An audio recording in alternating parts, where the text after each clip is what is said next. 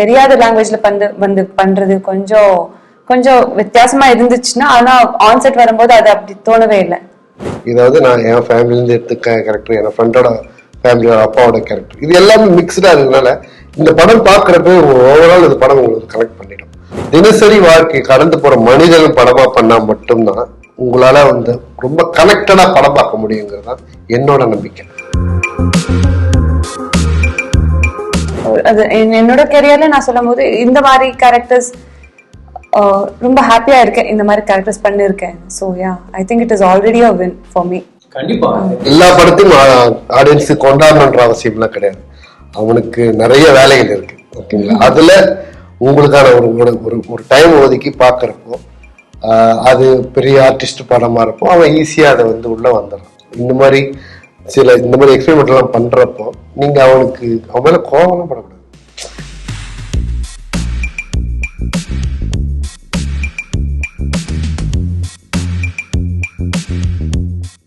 மாலைவன நேயர்கள் வணக்கம். நான் பிரவீன் கேஎஸ். இந்த ஒரு சூப்பரான டைம்ல கூட தோனிமா படத்துடைய டீம் இருக்காங்க சார். வணக்கம். Director Subu sir and hero Roshini ma'am. ரொம்ப ஹாப்பியா இருக்கு சார் உங்களை பார்த்து. ஃபர்ஸ்ட் ஆஃப் ஆல் தொடர்ந்து ஒரு சூப்பரான அற்புதமான படங்களா கொடுத்துட்டு இருக்கீங்க. அண்ட் ரெண்டு பேருக்கும் ஒரு சிமிலரான கரெக்டா கதிர் குருன்னு நினைக்கிறேன் படத்துல பண்ணியிருக்கீங்க. எனக்கு ரொம்ப ஹாப்பி உங்க ரெண்டு பேரையும் மீட் பண்றது. ஏன்னா எனக்கு ஜடாவும் ரொம்ப பிடிச்சிருந்தது உங்களுடைய பர்ஃபார்மன்ஸ். அந்த சாங்கே செம்மையா பயங்கர அட்ராக்டிவா இருப்பீங்க. அண்ட் தொடர்ந்து நல்ல நல்ல ப்ராஜெக்ட்ஸ் கமிட் பண்ணிருக்கீங்க. First of all congratulations. Thank you. தோனிமால உங்களுடைய பெர்ஃபார்மன்ஸா இருக்கட்டும், லுக்கா இருக்கட்டும், பயங்கர டிஃபரெண்டா இருக்கு. எக்ஸ்பீரியன்ஸ் பத்தி சொல்லுங்க சார். கதை கேட்கும்போது அது எப்படி இருந்தது? All thanks to Jagadeesan sir. இந்த கேரக்டர் சொல்லும் போதே எனக்கு புரிஞ்சிருக்கு, இந்த மாதிரி கேரக்டர்ஸ் பண்ணும். நெக்ஸ்ட் ரியாலிட்டி, ஒரு மேட் கேரக்டர், அவளோட பண்ற கஷ்டம் எப்படி இருக்கு, ஒரு இப்போ ஒரு சொசைட்டில அந்த மாதிரி ஒரு ஃபேமிலியில என்னென்ன கஷ்டம் வரும், என்னென்ன ஹாப்பினஸ் இருக்கும், அது எப்படி டீல் பண்றோம் ரியல் லைஃப்ல, அது எல்லாமே காட்டிருக்காங்க. So it was a very interesting story. Sir, இதுக்கு முன்னாடி நம்ம பக்ரீத் படம் பார்த்தோம். பயங்கர எமோஷனலான ரொம்ப ஸ்ட்ராங்கான ஒரு கண்டென்ட் சொல்லியிருக்கீங்க. எனக்கு இதுலயும் அப்படி ஒரு கண்டென்ட் இருக்கும்னு ஒரு ஃபீல் இருந்துச்சு. இல்லை, கண்டிப்பா அந்த மாதிரி எமோஷனல் இதுலயும் இருக்கு. இன்னொன்று வந்து ரொம்ப ரியலிஸ்டிக்கான ஒரு ஃபேமிலிக்குள்ள ஒரு படம் பார்க்குற மாதிரி இருக்கும். உங்களுக்குள்ள இருக்கிற எந்த கேரக்டர் எடுத்தாலுமே உங்க ஃபேமிலியோட கனெக்ட் ஆயிடுவீங்க. உங்க ஒரு அண்ணனா இருந்தாலும் சரி, பக்கத்து வீட்டுல இருந்த அங்கிள் இருந்தாலும் சரி, ஏதோ ஒரு விதத்துல இந்த படம் உங்களுக்கு கனெக்ட் பண்ணிடும். ஏன்னா இது எல்லாம் இதுல இருக்கிற எந்த கேரக்டருமே நான் வந்து நம்ம அக்கம் பக்கம் பார்த்த கேரக்டர் தான். நான் எதுவுமே வந்து ரொம்ப கற்பனையில எழுதுனதெல்லாம் கிடையாது. இதாவது நான் என் ஃபேமிலியிலேருந்து எடுத்துக்க கேரக்டர், என் ஃப்ரெண்டோட ஃபேமிலியோட அப்பாவோட கேரக்டர், இது எல்லாமே மிக்சடா இருக்கிறதுனால இந்த படம் பார்க்குறப்ப ஓவரால் இந்த படம் உங்களுக்கு கனெக்ட் பண்ணிடும். அதுல ஸ்பெஷல் அந்த டாக் வேற இருக்கு. ஸோ டாக் பிடிக்காதவங்க எனக்கு தெரியும் யாருமே கிடையாது, வாய்ப்பே கிடையாதுன்னு வச்சுக்கோங்களேன். ஸோ அவங்க எல்லாருக்குமே இந்த படம் வந்து ஒரு நல்ல விஷயத்த கனெக்ட் பண்ணிடும். எனக்கு பக்ரீத்ல ரொம்ப பிடிச்ச விஷயம் என்னன்னா, பயங்கரமா ஒரு விஷயத்த லவ் பண்ணா அந்த சர்ஃபேஸ்க்குள்ள இல்லாத ஒரு அனிமலும் இன்னொரு சர்ஃபேஸ்ல செட் ஆயிடும் அப்படின்றது காமிச்சது எனக்கு பயங்கரமா பிடிச்சிருக்கு. இல்ல என்னன்னா, அது அந்த படத்துல கூட ஆரம்பிக்கும் போது என்ன இருக்குன்னா, நீங்க இப்போ இங்க இருக்கிற ஒருத்தர் நீங்க ஒண்ணு இல்லை, இங்க இருந்து நீங்க அதர் ஸ்டேட் போனீங்கன்னா நம்ம ஊரோட ஞாபகம் இருந்துகிட்டே இருக்கும், அது உணவு பழக்கத்துல இருந்து. சோ அப்படி இருக்கிற ஒரு விலங்கோட பிரச்சனை தான் அந்த கதை பேசிருக்கோம். இந்த படம் எப்படி இருக்குன்னா, நீங்க ஒரு தினசரி வாழ்க்கையில கடந்து போற மனுஷன் இப்ப இந்த படம் பேசும். இதுல தனம்ங்கிற ஒரு கேரக்டர் வந்து உங்க பண்ண ஒரு கேரக்டர் தனம்ங்கிறது வந்து ஒரு தன்னோட வாழ்க்கையை தினசரி இருக்கிற போராட்டங்களை சந்திக்கிற பொண்ணா இருக்கும். ஒரு குடிப்பழக்கம் உள்ள ஒரு புருஷன் கூட இருக்கிறப்போ அவன் பொறுப்பில்லாதனா இருந்தா அந்த பொண்ணு எவ்வளோ அந்த வீட்டை வந்து சுமப்பாங்கிறதுக்கு அந்த பொண்ணு கேரக்டர் அப்படி இருக்கும். தனத்தோட கேரக்டர் அதுலயும் அந்த கோட்டியோட கேரக்டர் வந்து எந்த பொறுப்பு இருக்காது. அவர் வந்து நினைச்சதான் ஜாலியா வாழ்ந்துட்டு குடிச்சிட்டு குடிகாரன்னா குடிச்சு ரோட்ல பத்து போகணும் அப்படி கிடையாது. ஏன்னா நீங்க எல்லாமே ராசாதான மாதிரி தாண்டி ஒரு குடிகார கதை நீங்க பண்ணவே முடியாது. ஒரு குடிகாரனால தன்னோட சொந்த மனைவி இழந்து தாயார் எல்லாரும் இழந்திருப்போம். அதை அப்படி இந்த காலகட்டத்துல நீங்க அதை சொல்றது கிடையாது. இன்னைக்கு வந்து குடிப்பழக்கம் எல்லாருக்குள்ளும் எவ்வளவு சகஜமா மாறி போச்சுங்கிறது தான். நீ குடிச்சிட்டு ஒருத்த வீட்டுல ரோட்ல படுத்துட்டு ரீல்ஸ் தானே 1000 ரீல்ஸ் கண்டிப்பா லட்சம் ரீல்ஸ். நான் அதை பேச வரல. ஒரு குடிப்பழக்கத்துல ஒரு குடும்பத்தோட ஒரு புலம்பல் இருக்குல்ல, ஒரு குடும்பம் புலம்பல்ன்றதை விட ஒரு குடும்பத்தோட போராட்டம் இருக்குல்ல. அந்த பொண்ணுக்கு அப்பா அம்மா கிடையாது, தன்னோட அப்பா அம்மா தான் இருக்காங்க, மாமனார் மாமியார்ட்டு.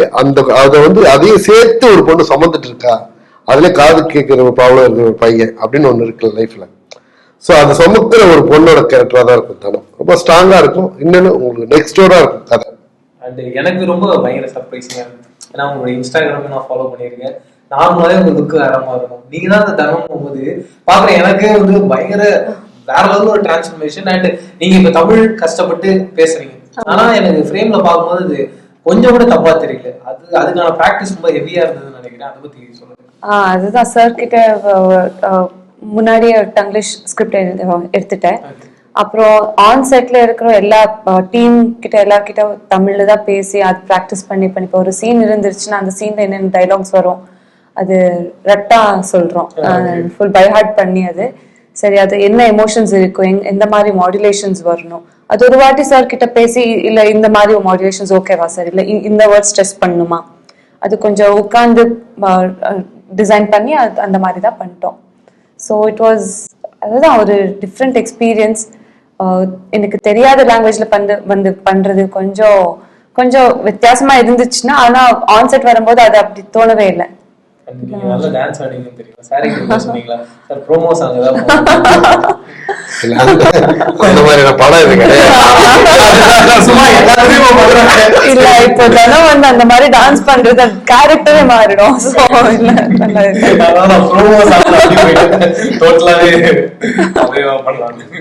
சார் அதே மாதிரி இது முன்னாடி உங்களுடைய படங்கள் பார்த்திருக்கோம். ஒரு ஒரு கதைகளையும் ஏதாவது ஒரு புது விஷயத்த ஆடியன்ஸ் கிட்ட சொல்லணும். அண்ட் அதை தாண்டி அந்த ஜான்ராவும் கிட்டத்தட்ட கொஞ்சம் டிஃபரன்ஷியேட் பண்ணி காமிச்சுட்டே இருக்கணும். ஏன்னா கதிர் ப்ரோ வச்சு பண்ணும்போதும் அதுல அவருக்கு அந்த பிளாட்டே ரொம்ப டிஃப்ரெண்டா இருக்கு. அடுத்து நம்ம விக்ராந்த் ப்ரோ வச்சு பண்ணும்போது அதுவும் பயங்கர, இப்போ மேம் அண்ட் காலிங் கிட்ட இதுவும் பயங்கர டிஃப்ரெண்ட். பட் இதுல எல்லாத்துலயுமே இருக்கும் ஒரு சிமிலரான விஷயம் என்னன்னா, ஒரு காமன் மேன் லைஃப்ல இது எல்லாமே பார்த்திருப்போம், இல்ல அவனுடைய லைஃப்ல நடந்திருக்கும். ஆமா, இப்போ நான் பண்ண இந்த 3 படமே சரி, இந்த படமும் சரி, 2 படமும் சரி, இது 3ஆவது படமும் சரி, நீங்க தினசரி வாழ்க்கை கடந்து போற மனிதர்கள் படமா பண்ணா மட்டும்தான் உங்களால வந்து ரொம்ப கனெக்டடா படம் பார்க்க முடியுங்கிறது தான் என்னோட நம்பிக்கை.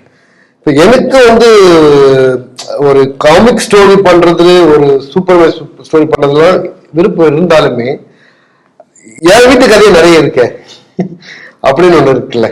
ஸோ அந்த மாதிரி எனக்கு எல்லாமே எண்ட் ஆஃப் த டே நீங்க எது பார்த்தாலுமே ஒரு ரீல்ஸ்ல ஒருத்த அடிப்பட்டு விழுறத பாத்தீங்கன்னா உங்க மனசு உடையும்.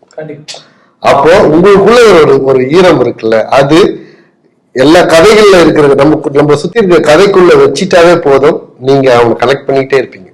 அதுக்கு வேணும்னு அவசியம் கிடையாது. நீங்க அதுதான் ஒரு அதுக்குள்ள இன்னும் அடிஷ்னலா ஒரு டாக் இருக்கிறப்போ இன்னும் கனெக்ட் ஆவீங்க. அப்படிதான் இந்த கதையை நான் பிளான் பண்ணதே. அண்ட் நான் விக்ராந்த் ப்ரோ கிட்ட ஒரு இன்டர்வியூல பேசியிருந்தேன் சார். நான் சொன்னேன் ஆனால் எனக்கு பக்ரீத் ரொம்ப பிடிக்கும், பட் அது பெரிய அளவுல ஆடியன்ஸ் கிட்ட ரெஜிஸ்டர் ஆகல. ஆஃப்டர் டிவி சேட்டலைட்டுக்குள்ள வந்ததுக்கு அப்புறமா அது பெருசா பேசினாங்க, பட் தியேட்டர்ல அது செலிப்ரேட் பண்ண எனக்கு ரொம்ப ஃபீல் பண்ணலாம் அப்படின்னு. அப்ப அவரும் அது பயங்கர எமோஷனலா பேசியிருந்தாரு. எனக்கு என்னன்னா, ஒரு ஆக்டருக்கே அது அவ்வளவு ஹிட் ஆகும்போது, ஒரு கண்டென்ட் கிரியேட்டரா இருக்கும்போது அது அந்த ஃபீல் இல்ல. நீங்க எப்பவுமே எல்லா படத்தையும் ஆடியன்ஸ் கொண்டாடணுன்ற அவசியம் எல்லாம் கிடையாது.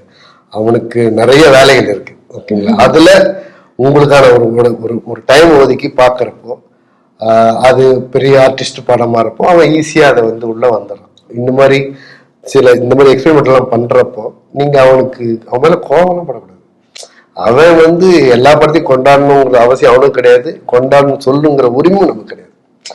அவனுக்கு பிடிச்சதுன்னா பார்ப்பான். தேர்ட்ல வந்து பார்த்தோம்னா ஓடிடில பார்த்தான். ஓடிடில வந்து மிகப்பெரிய ஒரு விஷயத்த கொடுத்துச்சு. ரெண்டாவது வந்து எனக்கு தெரிஞ்சு மாசத்துக்கு 2 முறை போட்டாங்க. எங்க வீட்டுல எப்பவுமே இன்னைக்கும் பக்கத்து தான் ஓடுது. அப்பதான் தெரியுது எனக்கு வந்து அந்த டிவிலேயே அது ரொம்ப நல்லா போச்சு. எனக்கு டிவில போனதுக்கு அப்புறம் நான் எங்கேயாவது ஊருக்கு போய் நான் ஏதாவது பேசுறப்ப நீங்களே போய் பக்கத்து அப்படின்னு பேச ஆரம்பிச்சேன். பக்கத்து பார்த்து அது வீட்டுல ஒரு டைரிஸ் பார்த்து பேசி நிற்பாங்க. எனக்கு ஒரு நல்ல படம் ஏதோ ஒரு வழியில அவன் கண்டுக்கு போய் காதுக்கு போயிடும். ஒரு சாட்டிஸ்பாக்சன் இருக்கும். இந்த மாதிரி ஒரு படம் பண்ணும்போது அது ஹிட் ஆகுமோ இல்லையா அது ஆடியன்ஸ் மேலதான் இருக்கும், அது நாங்க சொல்ல முடியாது. ஆனா இந்த மாதிரி ஒரு படம் பண்ணிருக்கோன்னு ஒரு சாட்டிஸ்பாக்சன் இருக்கும். ஒர்க் பண்ணும்போதோ அது முடிச்சதுக்கு அப்புறம் பாக்கும்போது இதெல்லாம் சூப்பரா இருக்கு.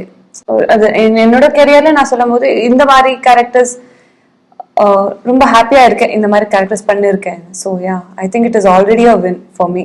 கண்டிப்பா. ஏன்னா பொதுவா நார்மலா ஹீரோயின்ஸ் அப்படின்னு வரும்போது பயங்கர பிரிட்டியா ஒரு 4 சாங்கு ஒரு பெரிய ஹீரோ அந்த ஒரு ஜோனுக்குள்ளதான் நீங்க அதை தாண்டி ஒண்ணு கேரக்டரா ஒண்ணு பண்ணணும், அதுல ஆடியன்ஸை கேட்ச் பண்ணணுன்றது அந்த அந்த அட்டம்ப்டாவே இது ரொம்ப கஷ்டமாவும் ரொம்ப கரெக்டான ஒரு பாயிண்ட்லயும் இருக்குல்ல. அதுக்கே ஒரு கங்க்ராச்சுலேஷன்ஸ். எதனால இது இப்படிதான் பண்ணணும்னு ஏதாவது இது முன்னாடி ஏதாவது யோசிச்சிருந்தீங்களா? ஆமா, ஆனா எனக்கு ஒரு ஹேபிட் இருக்கு. ஒரு என்னோட டைரியில நான் ஏதாச்சும் ஒரு கேரக்டர் கனெக்ட் ஆயிடுச்சுன்னு அது எழுந்துட்டு இருப்பேன். ஸோ இந்த மாதிரி ஒரு ரியலிஸ்டிக் கேரக்டர் பண்ணணும்னு ரொம்ப நாள் இருந்து ஆசை இருந்துச்சு. ஸோ டைரக்டர் சார் எப்போ வந்து இல்ல உங்ககிட்ட பிடிச்ச ஒரு விஷயம் என்னன்னா, நீங்க எந்த விஷயத்தை கொடுத்தாலும் அதை டெடிக்கேட்டடா பண்ணுவீங்க.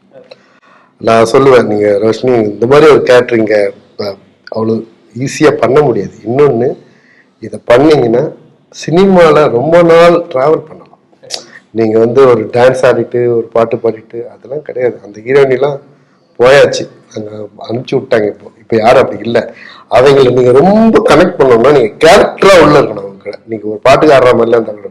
அதே போல இந்த படம் உங்களுக்கு அப்படி ஒரு ஸ்பேஸ் கொடுக்கும். அதுக்கு நீங்க நிறைய உழைக்கணும் அப்படின்ட்டு ஒவ்வொரு நாளும் சொல்லிக்கிட்டே இருப்பேன். நிறைய நாள் அவங்க வெறுப்பேற்றுவேன். சில இது பாரு இது நல்லா இல்லை. சில ஷார்ட்ஸ்லாம் ரீஷூட் உடனே கூட நைட் பார்த்து காலை மாதிரி ரீஷூட் பண்ணிடுவேன். சில சொல்லுவேன், இல்லப்பா இப்படி இல்லை, இப்படி இருக்குது, இப்படி பண்ணுங்க, அப்படி பண்ணுங்க. ஏன்னா அவங்க சொல்றேன், நீங்க நீங்க நினைக்கிற சினிமாவை ரொம்ப நேசிச்சு பண்ணுங்க, உங்களை அதை கொண்டு போய் விட்டுடணும். நீங்க அதனோட பலன் ஏமாளி ஜடா தோனிமாக்கு அந்த வார்த்தையை நான் சொல்றேன், அடுத்து அவங்க வணங்காம போறாங்க. சோ நீங்க எவ்வளவு நேசிக்கிறீங்க நீங்க செய்யற வேலைங்கிறது ரொம்ப முக்கியம். அப்படின்னு நீங்க அப்போ அடுத்து என்ன பண்ணிக்கிறாங்க பாருங்க. அந்த டெடிகேஷன் அங்கதான் அவங்க அந்த இடத்துக்கு போறாங்க. இப்போ அண்ட் எனக்கு என்னன்னா 2 விஷயம். ஒண்ணு வந்து இந்த தோனிமான்ற டைட்டில், இன்னொரு விஷயம் காளி வெங்கட் சார். ஏன்னா ஒரு சூப்பரான ஒரு பெர்ஃபார்மர், அவர் எந்த ஸ்பேஸ்ல ஆனாலும் ஈஸியா செட் பண்ண முடியும். எப்படி அவரே ஹீரோவா நீங்க? இல்ல, நான் ஃபர்ஸ்ட் ஐடியா தோணும் போதே நான் வந்து ஒரு ஐடியா எனக்கு என்னோட ஃப்ரெண்டோட ரூம்ல இருக்கிறப்போ அவங்க ஒருவர் போவாரு, எனக்கு அப்பவே பழக்கம் அவரு. அப்புறம் நான் ஒரு நாள் நம்பர் வாங்கி ஃபோன் போட்டேன். அண்ணா சொல்லுவேன் எப்படி இருக்கீங்க? நல்லா இருக்கேன். ஆனா ஒரு படம் பண்ண இருக்கேன், என்ன கேரக்டர் அப்படின்னு. அண்ணா படத்துல லீடு பண்றீங்க. அப்படியா, சரி சரி அப்படின்னா எப்போ ஆமா ஆமா சரி அவர்கிட்ட பேசி சரி ஒருத்தர் பண்ணிடுவோம் அப்படின்னா சரி நான் போயிட்டு அவர்கிட்ட கதை சொன்னேன். கிட்டத்தட்ட ஒரு 5 minutes தான், 5 to 10 minutes தான் சொன்னேன். ஆனா இப்போதைக்கு இந்த ஃபார்ம் ஆயிட்டு இருக்கு, நான் எழுதிட்டு இருக்கேன். இந்த கேரக்டர் நீங்க நினைச்சுதான் எழுதுறேன், தயவுசெய்து அந்த ஷூட் பிளான் பண்ணும்போது நீங்க அந்த கேரக்டர் லாக் பண்ணிடுங்க அப்படின்னு. எனக்கு ரொம்ப பிடிச்சிருக்கு, நீங்க என்னைக்கு வேணும் சொல்லிடுங்க, நம்மள டேட் லாக் பண்ணலான்ட்டு. ஸோ அது மாதிரி வந்தவர் தான். அது நடுவில் ஷூட்டை கூட ஒரு நாள் சொன்னேன் நான். இந்த போர்ஷன் பண்றப்ப சொன்னேன், இதுக்கு இந்த கேரக்டருக்கு நான் ரோஷினிக்கு அந்த தன கேரக்டருக்கு நிறைய சாய்ஸஸ் பார்த்தேன் நான். ஆனா கோட்டிங் சாய்ஸே கிடையாது. ரொம்ப தேங்க்ஸ் அப்படின்னு அவங்கள. அண்ட் எனக்கு என்ன, இந்த தோனிமா அப்படின்ற டைட்டில் அது எப்படின்னா, அதான் அந்த படத்துல வந்து கோட்டின்ற கேரக்டர் காளி வெங்கட் வந்து ஒரு கிரிக்கெட் லவர் அவரு. இல்ல எனக்கு அது புரிஞ்சது. நான் எதனால அதை கேட்டேன்னா, அது ரொம்ப இயல்பா இருந்துச்சு. நார்மலா அது ரைட்டிங்காவே எனக்கு அது எப்படி வந்தது. ஆமா, எப்பவுமே ஒண்ணு இல்ல. இப்போ நீங்க பேசுறப்போ அதுல ஒரு டைலாக் இருக்கு படத்துல, நாதஸ்வரக்காரன் வந்து பக்கத்துல நாதஸ்வரம் வாசிச்சிருப்பான். அப்போ லேடிஸ் வந்து பக்கத்துல காம்பவுண்ட்ல பேசுவல, அது வந்து இன்னையா வாங்கின காசை வந்து இன்னும் தரல, எகத்தாலமா நாதஸ்வரம் வாசிச்சுங்க குடும்பம் பக்கத்துல உத்தரவாமம் தரமாட்டோமா அப்படின்னு. இப்படியே பண்ணிருந்தா பொண்டாட்டி ஒண்ணு விட்டு ஓடி போயிட்டா அப்படின்னு. அவதான் ஓடி போயிட்டாளா விடு அப்படின்னாரு. இப்படியே பேசினாரு, 60 பொண்டாட்டியோட அருமை உனக்கு 58 60 வயசு தான் தெரியும் அப்படின்னு. 60 70 வயசுல தான் பொண்டாட்டி இல்லைங்கிற உனக்கு அருமை தெரியும்னு. நல்ல வேலை ஜோசியாரன் 58 வயசுல செத்துட்டாங்க அப்படின்னு ஒரு இது எல்லாமே வீட்டு காம்பவுண்ட் ஆட்கள் பேசுற வார்த்தைகள். சோ இந்த மாதிரி தான் காளி வெங்கட்டா பேசுற எப்படி இருக்கும்ன்றதுதான். தோனின்னு வைக்கிறோம், அப்படி பொம்பளை சொன்ன தோனிமான்னு கூப்பிட்டுக்கோ அப்படிங்கிறதுனாலதான் அந்த அப்படி வந்ததுதான் அந்த டைலாக் எல்லாம், பேரும் சரி வார்த்தைகளும் சரி. அது ரொம்ப எனக்கு பயங்கர கேட்சியாச்சு அந்த டீசர் பார்த்தோன்னே. ஏன்னா அது வரைக்குமே இந்த தோனிமா எதனால தோனிமா அப்படின்ற ஒரு கேள்வி இருந்துட்டே இருந்தது. அது ரொம்ப கரெக்டா அந்த டீசர்லயே அது விளக்கம் கொடுத்துருந்தீங்க, பயங்கர கேட்சியாச்சு. அண்ட் மேம் வணங்கான் எப்படி வந்துட்டு இருக்கு? பெருசா எதுவும் சொல்ல முடியாது, சொல்ல முடிஞ்சது சொல்லுங்க. இல்ல நல்லா வந்திருக்கு. நான் கூட ரொம்ப ஆன்டிசிபேஷன்ல காத்துட்டு இருக்கேன். இப்போ ஷூட்டிங் எல்லாம் முடிஞ்சு இப்போ நெக்ஸ்ட் இன்னொரு கொஞ்ச நேரத்துல will announce dates also. So செம்ம எக்ஸ்பீரியன்ஸ் இங்கே. அது எனக்கு தோனிமா ஒரு வாட்டி ஒரு ஸ்டைல் எக்ஸ்பீரியன்ஸ் இருந்துச்சுன்னா வணங்கா இன்னொரு ஸ்டைல் எக்ஸ்பீரியன்ஸ். ஸோ இது லக்கி தான் சொல்ல முடியும். இந்த மாதிரி 2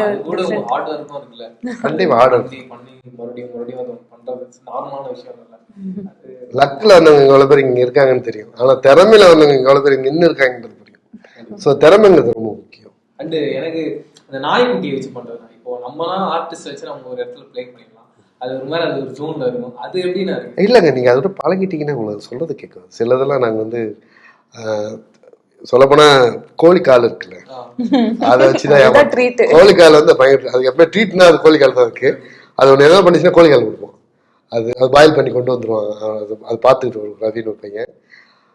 அது நீங்க அதை காமிச்சிட்டீங்கன்னா போதும், நீங்க சொல்றத செய்யும். அந்த மாதிரி அது செஞ்சுட்டு அது கொடுப்பா எனக்கு தெரியாது. ஸோ இந்த மாதிரிலாம் நிறைய வச்சு ட்ரிக் பண்ணாங்க. ஏன்னா எனக்கு பக்ரீத் இந்த ஒட்டகத்தோட ட்ரெயின் பண்ணதுனால, ஸோ அது கூட அந்த ட்ரைனர் பண்றது பார்த்து எனக்கு அது ஈஸியா இருந்தது. நான் ட்ரைனரே வைக்கல, நானே தான் பழகினேன். அண்ட் இப்போ சினிமா பொறுத்த வரைக்கும் ஒன்று ரெஜிஸ்டர் பண்ணி விட்டுறோம். அடுத்து இவர் எல்லாமே இப்படி மிருகங்களை வச்சுதான் ஒன்று பண்ணுவார். அதை பிரேக் பண்ணணும்னு கண்டிப்பா நீங்க யோசிச்சீங்க? இல்லை, கண்டிப்பா கிடையாது. எனக்கு நான் இந்த படமே பண்ணக்கூட பிளான்ல தான் இல்லை.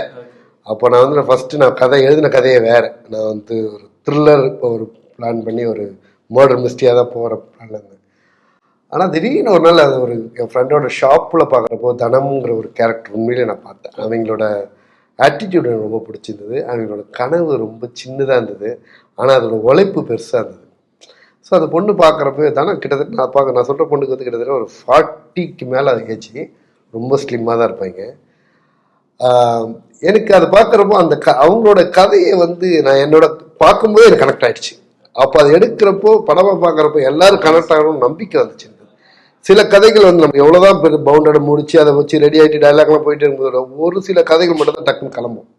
அந்த கதையை உங்களுக்கு தொடரும்போதே தெரியும், அது கடகடன்னு வளரும். அது எந்த ஒரு இதுவே தேவை, டப் டப் டப் பவுன்ஸ் பண்ணிகிட்டே போயிட்டே இருக்கும். சீக்கிரம் பேப்பராக மாறும், சீக்கிரம் ஷூட்டிங் போகும். அப்போயே உங்களுக்கு தெரியும். அந்த மாதிரி நான் வேணாம் அனிமல் வேணான்ட்டு விலகினாலுமே இல்லை உனக்கு டாக் தான் இருக்குதுட்டு மறுபடியும் சினிமா நம்ம அங்கே புஷ் பண்ணி தள்ளுது. ரொம்ப ஹாப்பி அடுத்தடுத்த லைன்அப்ஸ். இப்போதைக்கு ஒரு ரைட்டிங் ஃபைனல் ஸ்டேஜில் இருக்குது. இப்போது ஆக்ஷன் பிளான் பண்ணிட்டோம். ஆக்ஷன் மூவியாக தான் இருக்கும், கம்ப்ளீட்லி ஒரு ஆக்ஷன் மூவியாக இருக்கும் அது. ஸோ அதுலேயும் நம்ம மனசுக்கான ரிலேட்டடான எமோஷனல்ஸ் இருக்கும், அதனால எந்த குறை இருக்காது. ஸோ அதுக்கான விஷயம் ஒன்று சீக்கிரம் அதுக்கான அனௌன்ஸ்மெண்ட்லாம் வரும். கன்னடில் ஒரு படம் பண்ணியிருக்கேன், அது ஒரு ரிலீஸுக்கு வந்திருக்கு. மர்ஃபின்னு பேர். அப்போ வனங்கான் இருக்குது, நம்ம தோனிமா இருக்குது. ஸோ இன்னொரு படம் ஷூட்டிங்கில் இருக்கு. அவ்வளோதான். தேங்க்யூ. ஆமாம். தேங்க்யூ.